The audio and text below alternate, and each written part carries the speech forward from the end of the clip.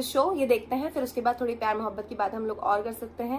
कहानी शुरू होती है और हम एक लड़की को देखते हैं जो आज रात बिना अंडरवियर और ब्रा के सो रही होती है। और जब ये लड़की गहरी नींद में थी तभी कोई इसका ब्लैंकेट खींच लेता है। तभी अचानक उसकी आँख खुल जाती है और वो जैसे ही चेक करने के लिए उठती है तभी कोई पीछे से उसके बालों को पकड़कर उसे बेड पर नीचे पटक देता है। और ये सब करने वाला और कोई नहीं बल्कि उसका पिता था। लड़की अपने पिता से कहती है कि आप ये सब क्या कर रहे हो, लेकिन उसका पिता कोई जवाब नहीं देता और अपनी बेटी के बदन को गंदी नजर से देखने लगता है। अब वो अपनी बेटी के शरीर को देखकर कहता है, मेरी बेटी कितनी बड़ी हो गई है। ये सब सुनकर लड़की डर जाती है। अब उसका पिता उसके बालों को छोड़कर उसके गालों को टच करने लगता है। लड़की घबराकर ये सोच रही थी कि उसके साथ ये क्या हो रहा है और ये सोचकर वो रोने लगती है। तभी उसके पिता वहाँ से चले जाते हैं। अब अगली सुबह उसकी माँ उसके लिए खाना बना रही थी और यहाँ हमें पता चलता है कि इस लड़की का नाम मैरी है। और मैरी सोच रही थी जो भी कल रात उसके साथ हुआ उसके बारे में उसकी माँ को बताना चाहिए या नहीं। पर तभी उसके भाई और बहन आते हैं और उसके पीछे ही उसके डैड आते हैं। पर वो ऐसे बर्ताव कर रहे थे जैसे कि कुछ हुआ ही ना हो। अब मैरी ये सोचती है कि कल रात तो ये मेरी ही लेने वाली थी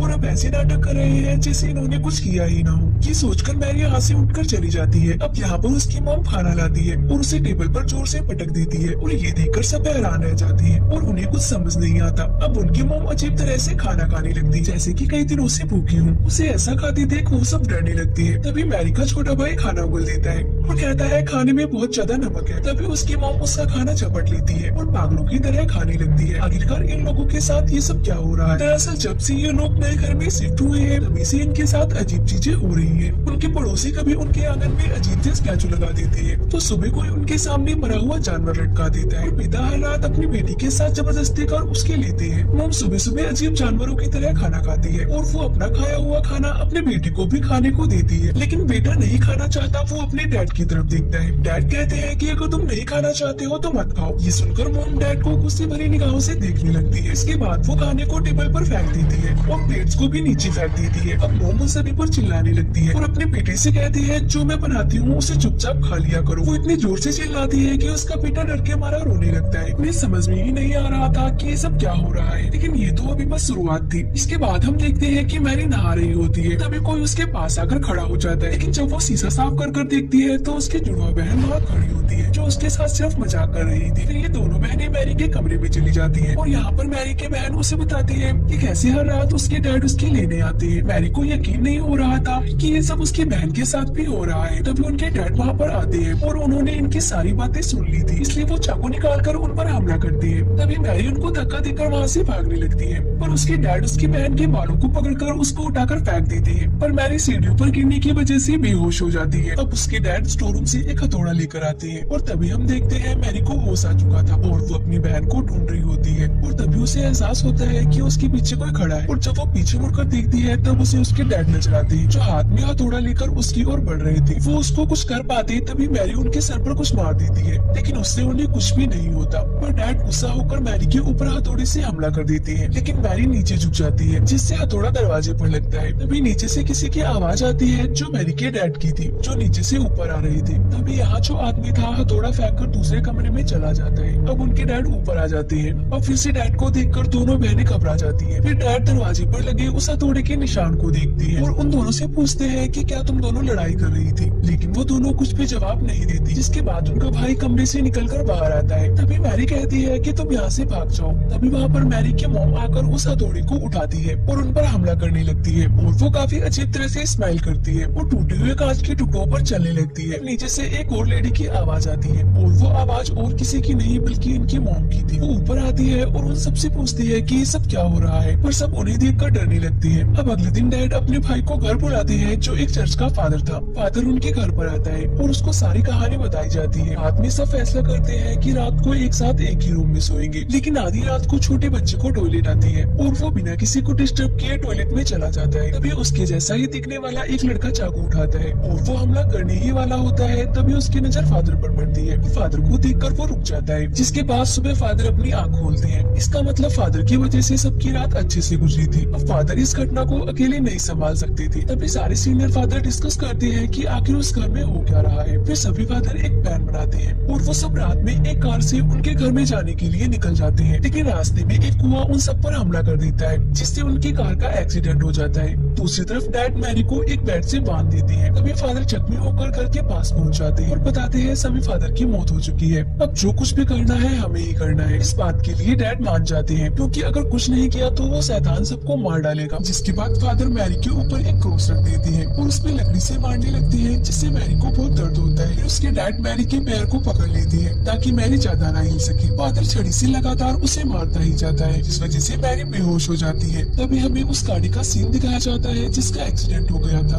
वहाँ पर पुलिस फादर को गाड़ी से बाहर निकालती है और हमें पता चलता है कि असली फादर तो यहाँ पर है। तो जो मैरी को मार रहा है वो कौन है? असल में वही असली शैतान होता है। अब मैरी की माँ कहती है कि बस करो, अगर ऐसे ही फादर मैरी को मारते रहे तो उसकी जान चली जाएगी। पर डैड अपनी वाइफ को दीवार पर पटक देते हैं और वो अपनी वाइफ को मरता हुआ देख फादर की ओर देखने लगती है। फिर वो फादर एक अजीब से स्माइल करके डैड के ऊपर हमला करता है और वो उन्हें चाकू से मारने ही वाला होता है कि तभी वहाँ पर असली फादर आ जाते हैं और एक मंत्र पढ़ने लगते हैं, जिसके बाद वो शैतान वहाँ से गायब हो जाता है। अब फादर मैरी के सामने एक शीशा रखते हैं, जिससे वो शैतान बाहर आ जाता है। जिसके बाद फादर उस शैतान को अपने अंदर समा लेते हैं और वो मैरी के डैड को कहते हैं कि मुझे मार दो। मैरी के डैड फादर के पेट में उस क्रॉस को घुसा देते हैं, जिससे फादर और वो शैतान दोनों ही खत्म हो जाते हैं और इसी सीन के साथ मूवी का एंड हो जाता है। सब मेरा प्यार आप सबके लिए। Bye bye.